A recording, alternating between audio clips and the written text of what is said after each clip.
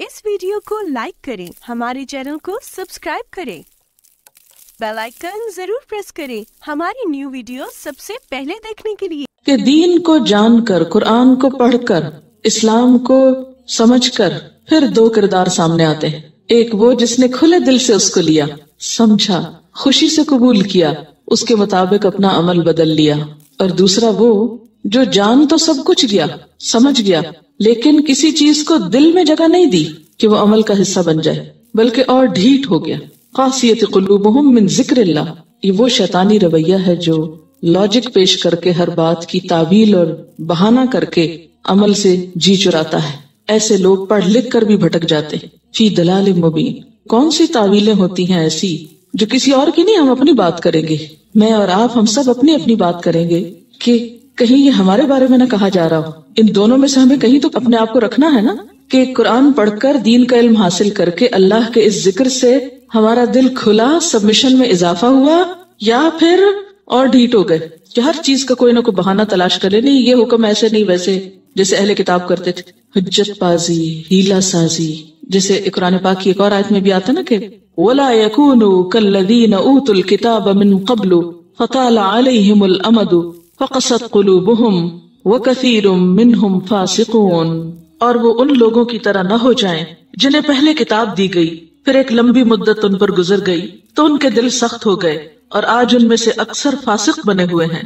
अहले किताब की तरह न हो जाना, जिनको अल्लाह ने क्या किया, किताब दी, फिर एक लंबा अरसा गुजरा, फिर उनके दिल सख्त हो गए, ये चीजें उनको बस रूटीन में महसूस होने लगी, दिलों के अंदर से एहसास खत्म हो गया। यानी अहले इल्म का ढीठपन होता है ना, ये उसकी तरफ इशारा है। एक होता है ना, एक बेचारा अनजान लाइल्म शख्स है, उस बेचारे को पता ही नहीं, पता चला जितना चला उतना मान लिया, अगर नहीं भी पता, नहीं अमल कर रहा तो कम से कम दिल तो डरता ना अल्लाह से। लेकिन एक वो किरदार होता है कि जिसको पता सब कुछ है, लेकिन वो हर चीज की तावील रखता है अपनी जहानत की वजह से, इंटेलेक्ट की वजह से, अपनी होशियारी की वजह से। वो अल्फाज के हेर फेर से आयतों का ऐसा मफहूम निकाल लेता है कि जिससे वो अमल को एक तरफ फेंक दे और खुद वही करे जो उसकी ख्वाहिश नफ्स के। फरमाया उलाइका फी दलालिम मुबीन, ऐसे लोग खुली गुमराही में। इसमें जो आयत है इसमें लिखा हुआ है कि क्या वो शख्स जिसका सीना अल्लाह ने इस्लाम के लिए खोल दिया, वो अपने रब की तरफ से एक रोशनी पे चल रहा है। ये एक कैरेक्टर है, एक किरदार है। कौन सा? कि जिस शख्स का दिल खुला हुआ है। किस बात के लिए खुला हुआ है? इस्लाम के लिए। इस्लाम का लफ्ज़ी माना क्या है? अपने आप को अल्लाह के हवाले करना। यहाँ दरअसल दो किरदार आमने सामने लाए गए हैं। एक वो जो कुरान पढ़कर फायदा उठाता है, और दूसरा वो जो कुरान पढ़कर फायदे की बजाय और नुकसान में चला जाता है। अब इन दोनों किरदारों की खुसूसियात देखकर हमें खुद को पहचानना है कि हम कौन सा किरदार हैं।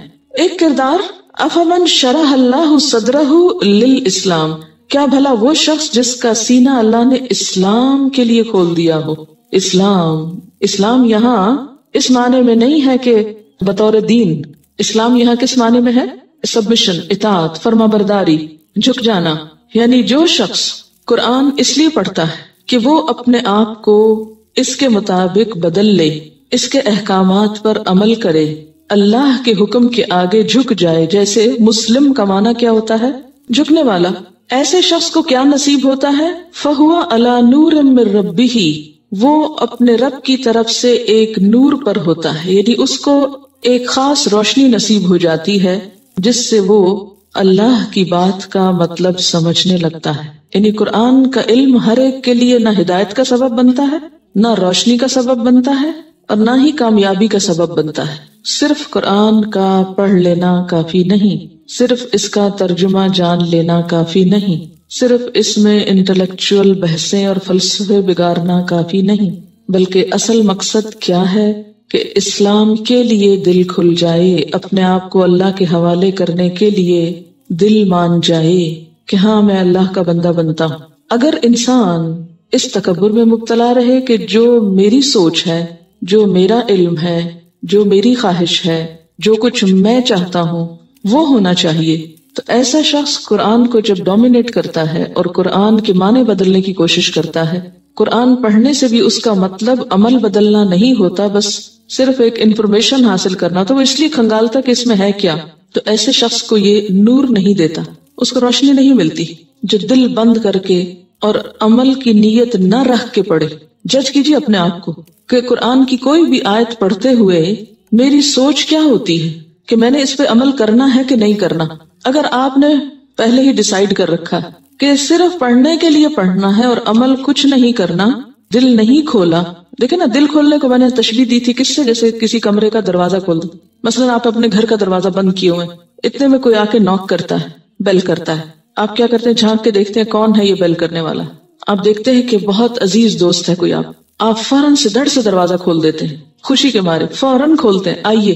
اور اگر آپ دیکھتے ہیں کہ کوئی انوانٹیڈ شخص ہے یا کوئی فقیر ہے مثلا، یا کوئی حقیر آپ کی نگاہ میں، سمجھنا تو کسی کو نہیں چاہیے لیکن غیر ضروری چیز ہے، تو آپ کیا کرتے ہیں؟ دروازہ بند کا بند رہنے دیتے ہیں. اس مثال سے سمجھیے کہ اللہ کا یہ کلام آ کر آپ کے دل کا دروازہ کھٹکھٹاتا ہے جب کسی بھی آیت سے آپ سامنا ہوتا ہے. اگر آپ کو حقیقی معنوں میں اس کی قدر ہے، اس سے محبت ہے، اس کو اللہ کا کلام سمجھتے ہیں اور اللہ کی عظمت آپ کے دل میں ہے کہ واقعی وہ سب سے بڑا ہے اور اس کی بات سب سے سچی ہے اور اس میں کوئی شک نہیں، اس کے ماننے میں میرا فائدہ ہے، اس کے ماننے میں میرے لیے انعام ہی انعام ہے، تو آپ کیا کریں گے؟ دل کھول دیں گے. ویلکم، سمعنا و اطعنا. بنی اسرائیل نے کیا کہا تھا؟ سمعنا و عصینا. سنا ہے ہم نے، مانیں گے نہیں. تو شرح صدر کس کا ہوتا ہے؟ کھول دیتا ہے دروازہ کون؟ جو یہ نیت رکھتا ہو کہ ماننا ہے، میرا رب بہت بڑا ہے، مجھے اس کے حکم کے آگے جھکنا ہے. اس کا دل کھل جاتا ہے اور پھر کھلتا چلا جاتا ہے. اور جب دل کھلتا ہے اور قرآن اندر داخل ہونے لگتا ہے تو یہ قرآن اللہ کا کلام ہے. پھر اس کھلے دل کے اندر اس کا ایک نور آتا ہے، ایک روشنی، ایک خوشی، ایک سکون، ایک اطمینان، اور پھر دل اس کلام کے ساتھ انوالو ہو جاتا ہے. پھر سوتے جاگتے اٹھتے بیٹھتے ہر وقت یہ آپ کے سوچوں کا حصہ بن جاتا ہے. آپ اسی کی روشنی میں ہر چیز کو دیکھتے ہیں. قرآن پڑھنے سے پہلے بھی آپ کے پاس ایک روشنی تھی، وہ قرآن کے بغیر کی روشنی تھی، وہ دنیا کے علوم کی روشنی میں روشنی تھی. کیونکہ ہر علم ایک روشنی ہوتا ہے نا، لیکن ہر روشنی کا رنگ مختلف ہوتا ہے. جیسے ٹیوب لائٹ کا رنگ اور ہے، اسی طرح کچھ اور روشنیاں ہوتی ہیں، اور خود روشنی کے اندر کئی رنگ ہیں. تو آپ دیکھیے کہ جس طرح کی روشنی ہوگی نا، اسی رنگ کی چیزیں نظر آئیں گی نا.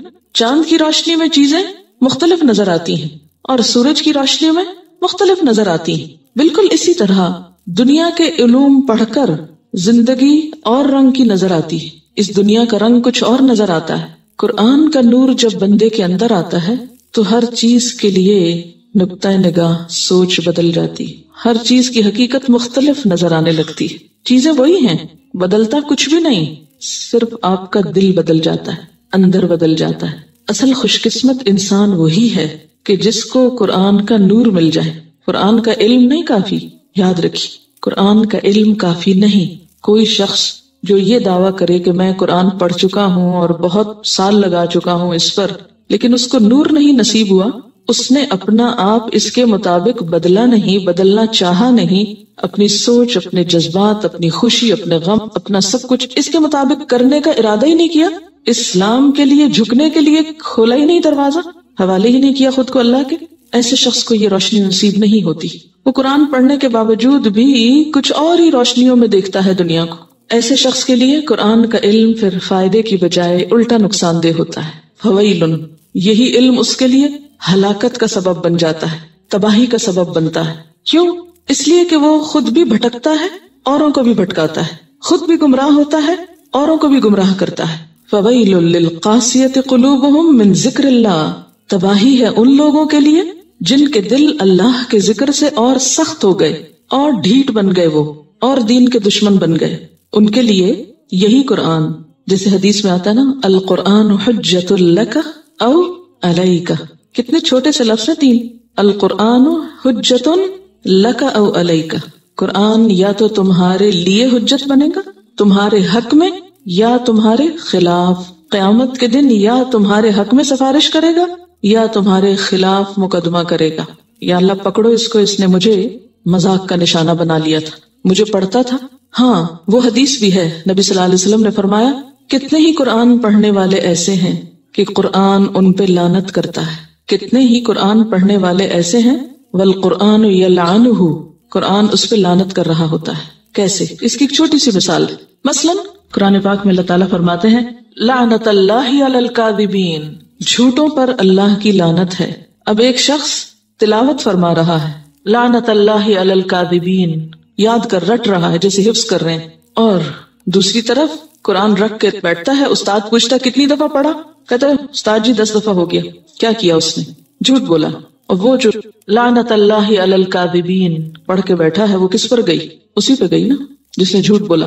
ایسے بہت سے کھیل اور ایسی بہت سی زیادتیاں ہم خود اللہ کے دین کے ساتھ کرتے ہیں۔ کبھی آپ نے سوچا نہیں کہ آخر کیا وجہ تھی کہ عرب کی اس بدو قوم کے پاس یہ کتاب آئی تھی اور وہ دنیا کی امام بن گئی؟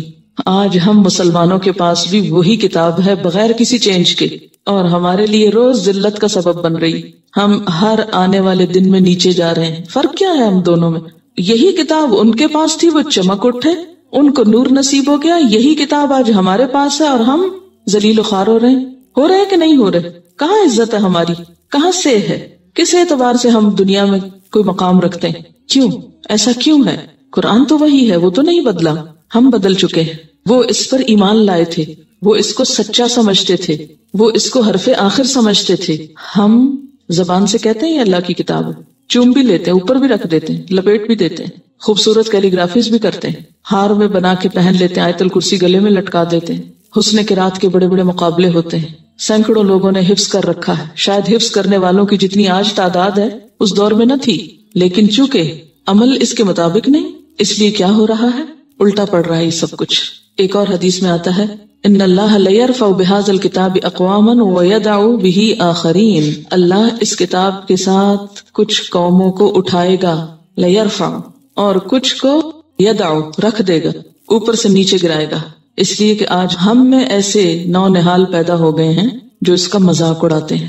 ہم مسلمانوں کے اندر جو اس کی آیات کا، اس کے احکامات کا، اس کی تعلیمات کا مذاق اڑاتے ہیں۔ ایسے انوکھے ماننے والے تو تاریخ کے کسی دور میں نہیں دیکھے گئے تھے، اسی لیے ایسی ذلت بھی مسلمانوں کے حصے میں شاید ہی کہیں آئی ہو۔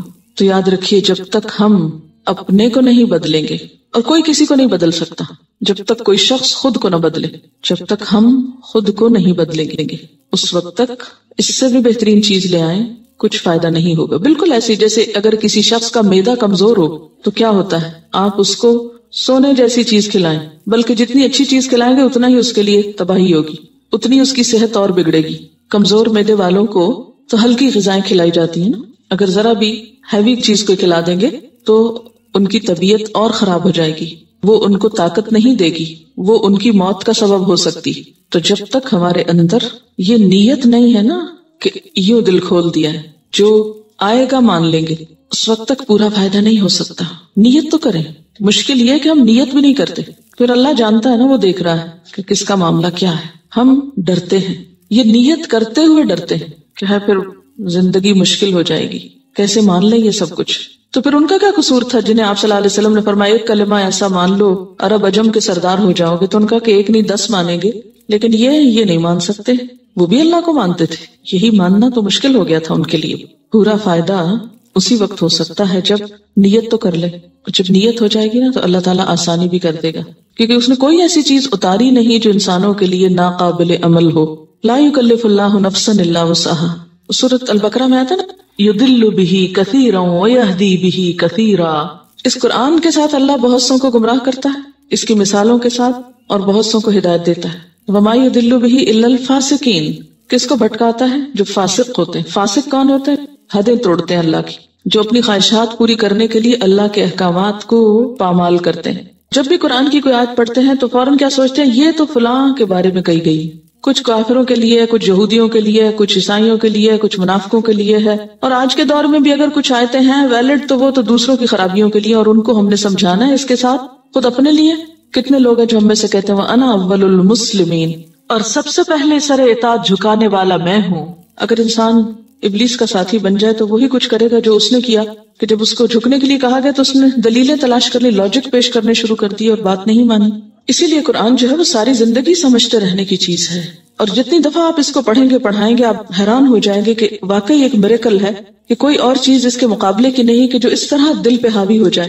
وہ سخت دل جو ہے پتھر کی طرح نا، کہ پتھروں میں سے بھی پانی پھوٹ پڑتا ہے، لیکن جو انسانوں کے دل پتھر ہوتے ہیں پھر ان کے اندر جذب کچھ نہیں ہوتا، جو کچھ جاتا اوپر سے ہی بہ جاتا ہے اور وہ سوکھے کے سوکھے رہ جاتے ہیں۔ یہ کسی نے لکھ کے بھیجا، اللہ کا ذکر بارش کی طرح ہے۔ امیجن کریں کہ اگر بارش ہو رہی ہے اور بہت سارے برتن پڑے ہیں، کچھ الٹے اور کچھ سیدھے، بارش ہوگی تو جو برتن الٹے ہوں گے ان پر پانی تو پڑے گا، مگر بارش تھمنے پر وہ خشک ہو جائے گا، مگر جن برتنوں کا منہ کھلا ہوگا ان کے اندر تک پانی جائے گا، اس میں بھی اگر کہیں کریک ہے تو تھوڑا شاید کم جائے۔ اس لیے قرآن کا علم، اللہ کا ذکر اسی دل میں جائے گا جو ہر طرح کی آلائشوں سے، کریکس سے پاک ہو۔ قرآن کلام الہی ہے، ایک حیران کر دینے والا کلام۔ پھر ایسا کیوں کہ اس کو سن کر کچھ کا سینہ نہیں کھلتا، دل سخت ہو جاتے ہیں۔ بہت سے اس کو پڑھتے بھی ہیں مگر گمراہ ہو جاتے ہیں۔ بہت سے ایسے بھی بدقسمت ہیں کہ جتنا سنتے ہیں اتنا ہی ان کی نفرت میں اضافہ ہوتا ہے۔ ایسا کیوں ہوتا ہے؟ نمبر 1، قرآن پاک اللہ کا پاک کلام ہے۔ اسے دل میں جگہ دینے کے لیے دل کو پرانے نظریات اور عقائد سے پاک کرنا پڑتا ہے۔ جب تک غیر جانبدارانہ اپروچ کے ساتھ دل کو کھولا نہ جائے، قرآن دلوں پر اثر نہیں کرتا۔ تو جب قرآن پہنچتا ہی نہیں تو سختی کیسے دور ہوگی؟ یعنی صرف پہنچنے سے تو بات نہیں بنے گی۔ تو ایسے ہی نا، جیسے ایک پانی آپ کے پاس رکھا ہے لیکن آپ پی نہیں رہے، صرف ہاتھ بھگو رہے ہیں یا منہ پہ چھینٹے مار رہے ہیں، تو اس سے پیاس تو نہیں بجھ سکتی۔ دوسری بات، وہ لوگ جنہیں قرآن سے ہدایت نہیں بلکہ اپنے ذاتی مقاصد کی کامیابی چاہیے، جو اللہ کے ذکر میں اپنے باطل نظریات کے لیے سرٹیفکیٹ ڈھونڈتے ہیں، اپنی بدعات کے لیے لائسنس چاہتے ہیں، یا اپنی خواہش نفس کی تائید میں توجیہیں تلاش کرتے ہیں، انہیں یہ سب مل جاتا ہے مگر وہ نور نصیب نہیں ہوتا جو اطاعت کرنے والے کو ملتا ہے۔ تیسری بات، جو ذکر ظاہریت کے لیے کرتے ہیں وہ قرآن کو فقہی بحثوں اور علمیت جتانے کے لیے سیکھتے ہیں، یعنی علمیت جتانے کے لیے، دوسروں کو یہ بتانے کے لیے کہ ہم قرآن پڑھے ہوئے ہیں۔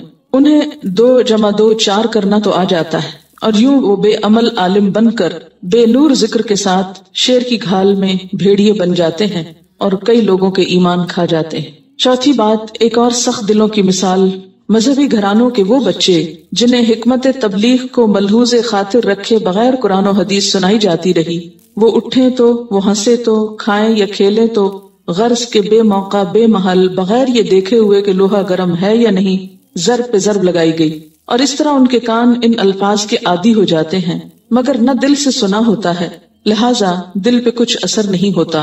اور اس طرح جو ہی ماں بولنا شروع کرتی ہے تو بچے اپنے کانوں کے سوئچ آف کر لیتے ہیں اور یوں سن کر نہیں سنتے۔ اللہ کے ذکر کی بے موقع اوور ڈوز ان کے دلوں کو سخت کر دیتی ہے، اور پھر قرآن کی دل دہلا دینے والی آیات بھی انہیں ہلا نہیں پاتی۔ اکثر اوقات ایسے افراد دوہری زندگیاں گزارتے ہیں، وہ گھر میں مسلمان ہوتے ہیں اور باہر جو ان کا جی چاہے وہ کرتے ہیں۔ ایسے لوگوں کو دیکھ کر میں سوچتی ہوں، اللہ جانے سزا کا زیادہ مستحق کون ہوگا۔ اللہ ہمیں ایسے مبلغ بننے سے بچائے۔ قرآن شفا ہے، ہمیں اس کی صحیح ڈوز اور وہ بھی بر وقت دینے کی حکمت عطا فرمائے تاکہ ہم بھی کسی کی دل کی سختی کا باعث نہ بنے۔ کیا شرح صدر کے لیے شرط ہے کہ بعد میں عمل بہت حد تک پرفیکٹ ہو؟ دیکھیں، دل کھلا ہے تو کچھ نہ کچھ کوشش میں لگے ہوئے ہیں، قدم بقدم آگے بڑھ رہے ہیں۔ مومن ایک درخت کی طرح گرو کرتا ہے، اور نیک عمل جو ہوتا ہے ایک درخت کی طرح، ایک تو موسم بہار آنے پہ تیزی سے پھلتا پھولتا ہے، لیکن اس کے پھلنے پھولنے میں بھی کچھ نہ کچھ وقت ضرور لگ جاتا ہے، اور پھر کچھ عرصے کے بعد کچھ نہ کچھ بیچ میں جھونکے زرد آتے ہیں، لیکن پھر وہ ختم نہیں ہوتا، پھر سبز ہونے لگتا ہے حتیٰ کہ اس انسان کی موت آ جاتی۔ اللہ نے بندہ مومن کو ایک اچھے درخت سے تشبیہ دی، وہ ہے ایور گرین، لیکن ایور گرین میں بھی آپ دیکھیں کہ کوئی نہ کوئی پتا جھڑتا رہتا ہے بیچ بیچ میں سے، مگر آن دا ہول اس کے سبزہ ختم نہیں ہوتا۔ کسی موسم میں زیادہ گرین ہو جاتا ہے، کسی میں ذرا کم ہوتا ہے، یعنی ایور گرین ٹری شو گرو آہستہ آہستہ آہستہ کرتا چلا جاتا ہے تاکہ مضبوط بن جاتا ہے۔ یہ فویل للقاسیۃ قلوبہم من ذکر اللہ، یہ کب ہوتا ہے؟ اللہ کا کلام پڑھ کے پھر دل سخت ہوتے ہیں۔ یہ کب ہوتے ہیں؟ جب تعویلیں کر لی جاتی۔ قرآن پڑھ کے ڈھیٹ کب ہوتا ہے انسان؟ ہمارے معاشرے میں ایسے لوگ پائے جاتے ہیں جو کہتے ہیں آخر ہم نے بھی قرآن پڑھا ہے۔ مجھ سے ڈائریکٹ کئی لوگوں کی بات ہوئی، نہ ہم نے بہت دفعہ ٹرانسلیشن پڑھا ہے، بہت دفعہ قرآن پڑھا ہے، ہمیں تو ایسی کوئی بات نظر نہیں آئی کہ جو یہ کہتی ہو۔ آپ کو بھی ایسے کردار ملیں گے، اس وقت آپ سوچیں گے واقعی ہمیں تو شاید بھٹکا ہی دیا گیا ہے، بہکا دیا گیا ہے۔ یہ دراصل اس کردار کی بات ہو رہی ہے نا، کہ جو یہ کہتا ہے کہ قرآن تو میں نے پڑھ لیا لیکن اس کے باوجود یہ کام میں نہیں کروں گا جو قرآن کہتا ہے۔ جس نیت سے ہم اس کو پڑھیں گے، جس سوچ کے ساتھ پڑھیں گے، اتنی ہی چیز ہم کو فائدہ دے گی۔ اسی لیے اللہ تعالیٰ کی طرف سے تو اتر رہا ہے سب کچھ، مگر ہر ایک کا ظرف کتنا بھرا جاتا ہے جتنا اس کا ہے۔ بارش ہوتی ہے، اگر آپ بالٹی رکھیں گے تو بالٹی کا پانی بھر جائے گا، اگر آپ ایک گلاس رکھیں گے تو گلاس بھرے گا، وہ چشمہ تو بہہ رہا ہے، ڈپینڈ کرتا ہے آپ نے آگے کیا رکھا ہوا ہے. جو جس نیت سے پڑھے گا اسی طرح کے معنی نکالے گا، عمل کی نیت سے پڑھے گا تو عمل کی باتیں نکلیں گی. خوف اس وقت تک نہیں آتا نا انسان کے رونگٹے اس وقت تک نہیں کھڑے ہوتے جب تک کہ انسان اس کو اپنے اوپر نہیں لیتا نا یقین کے ساتھ. مثلا قرآن کی ہوتا ہے نا جب یہ آیات آ رہی ہوتی ہیں جس میں جہنم کا تذکرہ ہے، تو جب تک اس کو ہم اپنے اوپر نہیں لے کے یقینی طور پہ دیکھتے ہیں کہ میرے ساتھ بھی ہو سکتا ہے، اس وقت تک سنجیدگی نہیں آتی.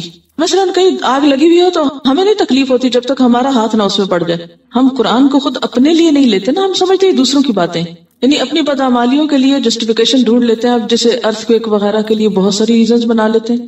دل سخت جب ہوتے ہیں نا کہ جب دل انوالو نہیں ہوتا، عقل سے انسان سوچتا رہتا ہے نا. ایک بچے کے رونے پہ ماں کیوں رو پڑتی ہے اور باپ کیوں نہیں روتا؟ اس لیے کہ اس کا دل ہے اس میں اور اس کی عقل ہے، اس پہ عقل غالب ہے، اس پہ دل غالب، تو اثر مختلف ہے. اچھا ایسا کیوں ہوتا ہے کہ جب اپنا کوئی فوت ہوتا ہمیں رونا آتا اور دوسرے دیکھ کے ان کو کوئی اثر ہی نہیں ہوتا؟ کیونکہ وہ ہماری بات ہے نا. تو جس چیز میں ہم اپنے کو انوالو کر لیں گے نا، مجھے نقصان ہو سکتا ہے، پھر دیکھیے کہ طرز عمل بدلتا ہے کہ نہیں بدلتا. قرآن ایک ایسی کتاب ہے نا جو دل پہ اتری، باقی جو علوم ہیں وہ عقل کی پیداوار ہوتے ہیں. جیسے شعر جو ہے وہ عموماً دل کا جذبات کا اظہار ہوتے ہیں نا، تو اس سے کیا ہوتا ہے دوسروں کے اوپر جلدی اثر ہوتا ہے. قرآن کے علم اور دوسرے علوم میں فرق یہ ہے کہ دوسروں میں خود کو انوالو کرنے کی ضرورت نہیں ہوتی، لیکن قرآن کا علم اس وقت تک آتا نہیں جب تک خود کو بیچ میں نہ رکھو، اس لیے کہ فیہ ذکرکم، یہ تمہاری اپنی باتیں ہیں. فویل للقاسیۃ قلوبہم من ذکر اللہ، پس ہلاکت ہے ان لوگوں کے لیے جن کے دل سخت ہو گئے اللہ کے ذکر سے. ہم تو ہمیشہ یہی پڑھتے رہے کہ اللہ کا ذکر دلوں کو اطمینان دیتا ہے، سکون کا باعث ہوتا ہے، خشیت الہی پیدا کرتا ہے. لیکن یہاں تو کچھ اور ہی لکھا ہوا. یہاں لکھا ہوا یہ ہے کہ تباہی ہے ان لوگوں کے لیے جن کے دل اللہ کے ذکر سے، اللہ کی نصیحت سے اور زیادہ سخت ہو گئے. ایسا کیوں ہوتا ہے کہ کچھ لوگوں پر ریورس ایفیکٹ ہوتا ہے، الٹا اثر ہوتا ہے، ان کو ایک ہی چیز سے فائدے کی بجائے نقصان ہوتا ہے. وہی دوا جو ایک کی زندگی بچانے کا سبب بنتی ہے دوسرے کے لیے موت کا سبب بن جاتی. ایسا کیوں ہوتا ہے؟ اللہ کے ذکر سے تو دل نرم ہونے چاہیے، اللہ کے ذکر سے دل سخت ہو گئے، تو کیا ذکر میں کوئی خرابی ہے؟ کیا وجہ ہے؟ ایسا کیوں ہوتا ہے؟ اس کے اسباب کیا ہیں؟ وجوہات کیا ہیں؟ کسی نے لکھا کہ میں ہمیشہ سوچتی تھی کہ اتنے لوگ جو قرآن کو انٹلیکچولی بہت اسٹڈی کر چکے ہیں وہ اس سے ہدایت کیوں نہیں پاتے؟ کیونکہ آگے لکھا نا اولئک فی ضلال مبین. آج مجھے اس کا جواب مل گیا ہے کہ نہ وہ اسے اس طرح سنتے ہیں جس طرح رب چاہتا ہے کہ سنیں، نہ اس طرح پڑھتے ہیں جیسے رب چاہتا ہے کہ پڑھیں، اس کے بہترین حصے کی پیروی ہی نہیں کرتے بلکہ فضول بحثوں میں مبتلا ہو جاتے ہیں اور اپنے سینے اسلام کے لیے کھلنے ہی نہیں دیتے. جیسے قرآن پاک کی ایک اور آیت میں بھی آتا نا کہ یوم لا ینفع مال ولا بنون، جس دن مال اور بیٹے فائدہ نہ دیں گے، کام نہ آئیں گے، الا من اتى اللہ بقلب سلیم، مگر جو اللہ کے پاس قلب سلیم لے کر آئے، سلامت دل لے کر آئے. قیامت کے دن کی بات ہو رہی ہے کہ اس روز مال کام نہیں آئے گا، اولاد کام نہیں آئے گی. دنیا میں اگرچہ بہت سی چیزیں پائی جاتی ہیں لیکن دو چیزوں کا بطور خاص تذکرہ ہے، مال اور اولاد کا، کہ یہ کام نہیں آئیں گے. اس لیے کہ دنیا میں انسان ان دو چیزوں کی محبت میں باقی چیزوں کی نسبت کچھ زیادہ ہی گرفتار ہے. مال کے بارے میں اللہ تعالیٰ فرماتے کہ وَإِنَّهُ لِحُبِّ الْخَيْرِ لَشَدِيدٌ، اور وہ مال و دولت کی محبت میں بری طرح مبتلا ہے. اور اسی طرح وَتُحِبُّونَ الْمَالَ حُبًّا جَمًّا، اور تم مال کی محبت میں بری طرح گرفتار ہو. اور اسی طرح اولاد بھی، انما اموالکم واولادکم فتنہ، تمہارے مال اور تمہاری اولاد تو ایک آزمائش ہیں. ایک اور جگہ پر ان من ازواجکم واولادکم عدوا لکم فاحذروہم، تمہاری بیویاں اور تمہاری اولاد میں سے بعض تمہارے دشمن ہیں، ان سے ہوشیار رہو. تو یہ ایک بہت بڑی حقیقت ہے کہ یہ دو چیزیں انسان کی کمزوری ہیں. دنیا میں انسان کے غلط رویوں کے عمومی طور پر ذمہ دار بھی یہی دو عناصر ہیں. انسان کو بتایا یہ جا رہا ہے کہ جن دو چیزوں کے پیچھے تم اپنے آپ کو ہلاک کر رہے ہو، اور جن دو چیزوں کے حصول میں اور ان کو چاہنے میں اور ان کو سنبھالنے میں اور ان کی خاطر جو اپنی تمام طاقت اور صلاحیت استعمال کر رہے ہو، یہی دو چیزیں قیامت کے دن انسان کو پوچھیں گی بھی نہیں. پھر یہ کہ دنیا میں جیسے کوئی مشکل پیش آتی ہے تو عموماً وہ مشکلات دو طرح سے حل ہوتی ہیں. جیسے کچھ کام مال سے ہو جاتے ہیں اور کچھ اولاد کر دیتی ہے. لیکن قیامت کے دن جو مصیبت پڑے گی اس روز وہ دکھ درد نہ مال سے دور ہوگا، اور اس دکھ درد اور تکلیف میں اولاد بھی نہیں کام آئے گی۔ انسان اگر اپنی اولاد کو فدیے میں دے کر خود بچنا چاہے اس دن کے عذاب سے تو بچ نہ سکے گا۔ ہاں، جو چیز وہاں کام آئے گی، جو چیز اللہ تعالیٰ انسان سے چاہتا ہے وہ کیا ہے؟ اللہ۔ یہ اللہ کا لفظ قابل غور ہے۔ من اتی اللہ بقلب سلیم، جو اللہ کے پاس قلب سلیم لے کر آیا، سلامت دل۔ مال اور اولاد کی بجائے جو چیز ریکوائرڈ ہے وہ قلب سلیم ہے۔ گویا آخرت میں نجات پانے کے لیے، آخرت کی مشکلات سے نبٹنے کے لیے قلب سلیم ہی چاہیے۔ قلب سلیم کے علاوہ کوئی اور قلب نہیں چاہیے۔ اچھا، قلب کی بات یہاں کیوں کی گئی؟ اس لیے کہ مال اور اولاد میں سے بھی خاص طور پر بیٹے، ان دو چیزوں میں انسان کا دل لگ جاتا ہے۔ دنیا میں بھی زیادہ دل لگنے کا سبب عموماً یہی دو چیزیں ہوتی ہیں، مال کی کثرت اور بیٹوں کا ہونا۔ دنیا کے غموں سے عموماً یہ دو چیزیں بے نیاز بھی کر دیتی ہیں۔ تو چونکہ انسان اپنا دل ان کو دے ڈالتا ہے، مال کے لیے اور اولاد کے لیے اپنا دل ہار بیٹھتا ہے، فرمایا کہ جس دل میں مال اور اولاد کی محبت بسی ہوئی ہوگی، اللہ کو وہ دل نہیں چاہیے وہاں، بلکہ وہ دل چاہیے جو قلب سلیم ہو۔ اللہ کا کیا معنی ہوتا ہے؟ جیسے ہم کہتے ہیں لا الہ الا اللہ، تو اللہ کا لفظ بہت اہم ہے، مگر سوائے یعنی ایکسکلوسیولی کیا چاہیے؟ قلب سلیم۔ اگر قلب سلیم کے علاوہ کوئی اور قلب پیش کیا تو وہ قبول نہ ہوگا۔ اچھا، بات یہ ہے کہ صرف قلب کی بات کیوں کی گئی ہے؟ اس لیے کہ قلب زندہ ہو تو انسان زندہ ہے، اگر قلب پہ کچھ بیت جائے تو انسان باقی نہیں رہتا۔ اگرچہ لفظ قلب یا دل استعمال ہوا ہے لیکن مراد سارا انسان ہی ہے۔ من سے ویسے بھی انسان کی طرف اشارہ ہو رہا ہے، الا من یعنی انسان، مگر جو انسان، جو شخص، جو کوئی قلب سلیم کے ساتھ حاضر ہو۔ نبی صلی اللہ علیہ وسلم نے بھی فرمایا کہ اذا صلحت صلح الجسد كله واذا فسدت فسد الجسد كله الا وهي القلب۔ انسان کے جسم میں گوشت کا ایک ٹکڑا ہے، اگر وہ درست ہو گیا سارا جسم درست، اگر وہ بگڑ گیا سب کچھ بگڑ گیا۔ سن لو، وہ دل ہے۔ دل ہی ایک ایسا آرگن ہے نا جو کسی وقت بھی آرام نہیں کرتا، مسلسل کام کرتا ہے۔ جب سے ہم پیدا ہوئے، بلکہ پیدائش سے پہلے بھی ماں کے پیٹ میں بھی دل کام کرنا شروع کر دیتا ہے۔ اگر یہ کام نہ کرے اور یہ اپنی صحیح حالت پر نہ ہو تو انسان صحیح حالت پر قائم رہ نہیں سکتا، انسان سروائیو نہیں کر سکتا۔ تو دنیا میں بھی زندگی کی بنیاد کیا ہے؟ قلب، اور آخرت میں بھی زندگی کی بنیاد اور اچھی زندگی کی بنیاد قلب، لیکن صرف قلب سلیم۔ الا من اتی اللہ بقلب سلیم۔ اب یہ قلب سلیم کیا چیز ہے؟ قلب تو دل ہے، اور سلیم کا لفظ سلامتی سے نکلا ہے، سلامت دل، محفوظ دل، بے عیب دل، ہر خرابی، بیماری، بگاڑ، فساد سے پاک دل۔ کون سی خرابی اور کون سی بیماری؟ خرابیوں میں مثلاً پہلی خرابی شرک اور بدعت، اللہ کے نافرمانی کے کاموں سے خالی دل۔ جس کا دل اللہ کی نافرمانی میں لگتا ہی نہ ہو، اللہ کی نافرمانی کو دل ہی نہ چاہے، دنیا کی محبت اور دنیا کی چکا چوند اور دنیا کی رونق سے محفوظ دل، کہ وہ یہ سب کچھ دیکھے مگر کسی بھی چیز میں اس کا دل نہ لگے، کوئی بھی چیز اس کو اپیل نہ کرے، دل میں جگہ نہ پکڑے۔ اسی طرح ہر برے جذبے سے، حسد، شک، بدگمانی، نفرت، عداوت، بخل، ان سارے جذبات سے پاک دل۔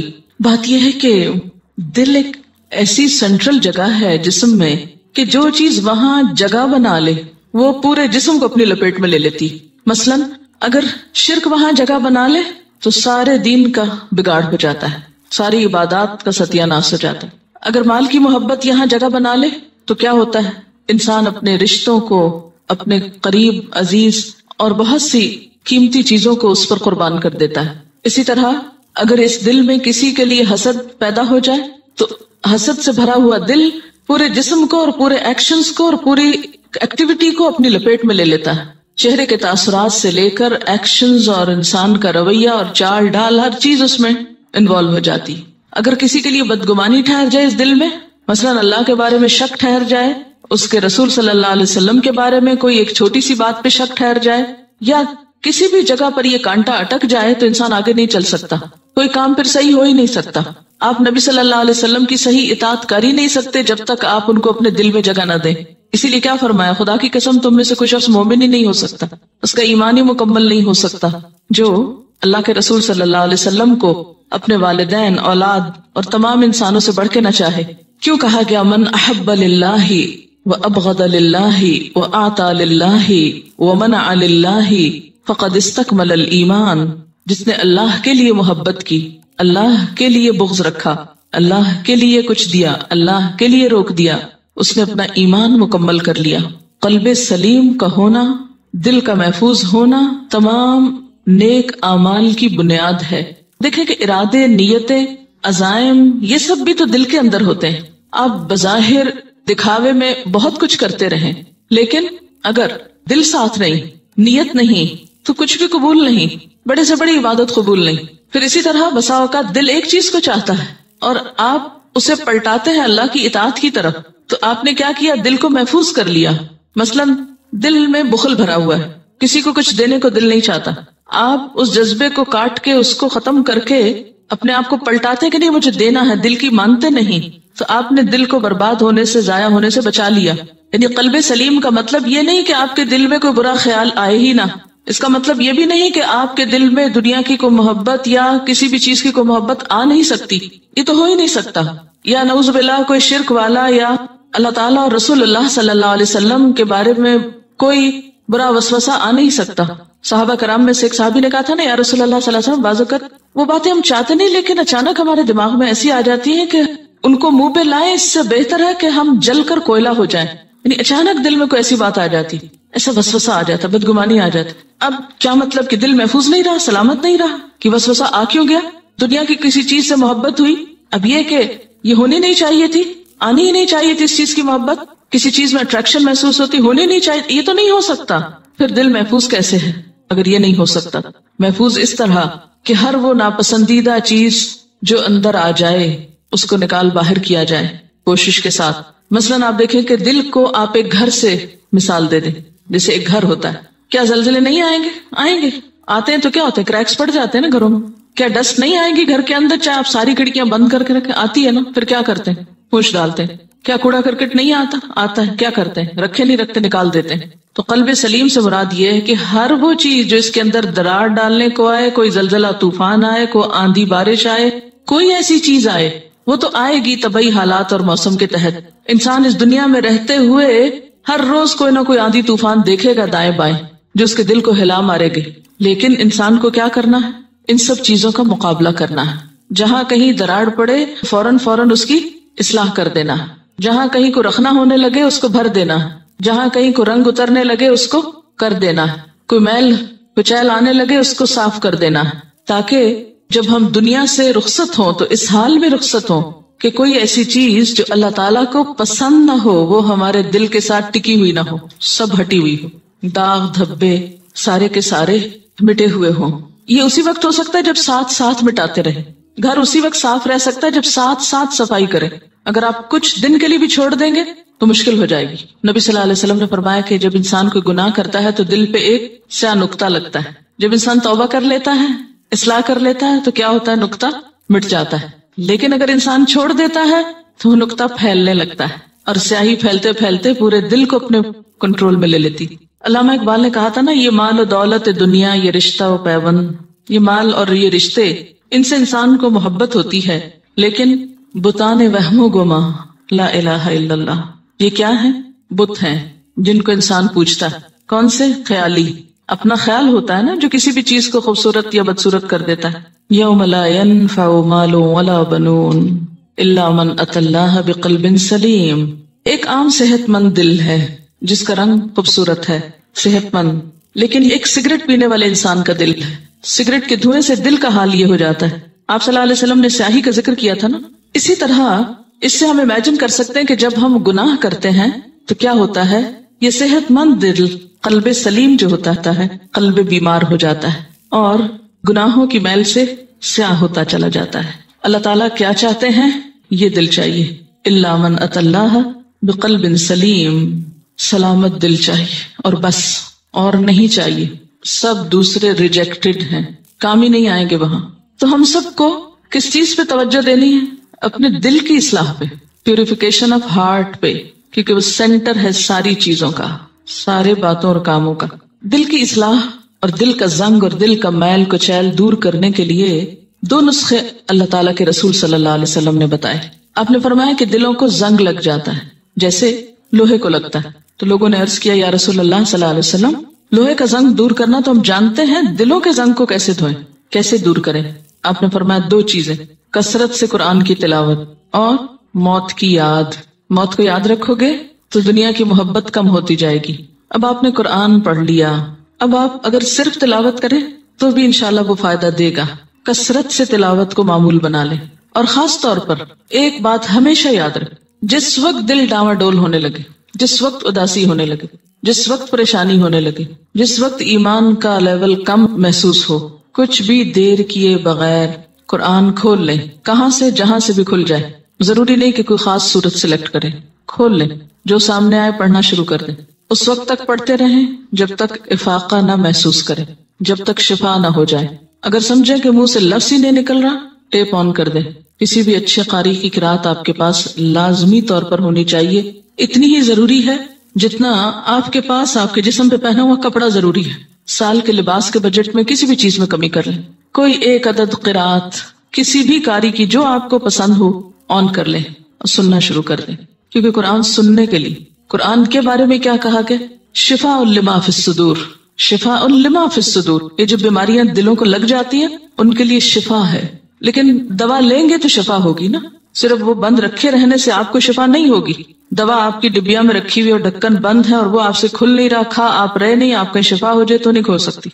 उसको खोलना पड़ेगा, उसको निकालना पड़ेगा, उसको खाना पड़ेगा और रेगुलर डोज लेनी पड़ेगी जब दर्द दूर होंगे। आप सल्लल्लाहु अलैहि वसल्लम ने फरमाया था कि मैं तुम्हारे पास दो चीजें छोड़ के जा रहा हूँ, जब तक इनको मजबूत पकड़े रहोगे कभी गुमराह ना हो। और उनमें से एक कुरान है और दूसरी सुन्नत रसूल सल्लल्लाहु अलैहि वसल्लम। इल्ला मन अतल्लाह बिक़ल्बिन सलीम। कुछ चीजें सलामत रहती हैं जब उनको छेड़ा ना जाए, लेकिन दिल उस वक्त सलामत रहता है जब इसको किसी मुफीद काम में लगा दिया जाए। किसी भी चीज के लिए जिए, खाली दिल नहीं जिए। इसीलिए अल्लामा इकबाल ने कहा था ना, खुदा तुझे किसी तूफान से आशना कर दे कि तेरे बहर की मौजों में इस्तिराब नहीं। दिल मुर्दा दिल नहीं है, इसे जिंदा कर दोबारा, कि यही है उम्मतों के मर्ज़े कोहन का चारा। मर्ज़े कोहन क्या होता है? पुरानी मर्ज़े, पुरानी बीमारियां जो लगी हुई हैं उनका इलाज इसी में है कि दिल जिंदा किए जाएं।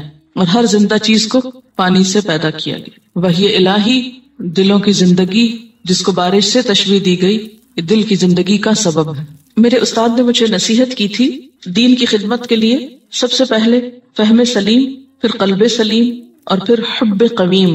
हुब मोहब्बत, कवीम दुरुस्त, दीन की सही समझ हो, कल्ब सलीम हो और उसमें हुब्ब कवीम हो। यानी ये तीन चीजें हो।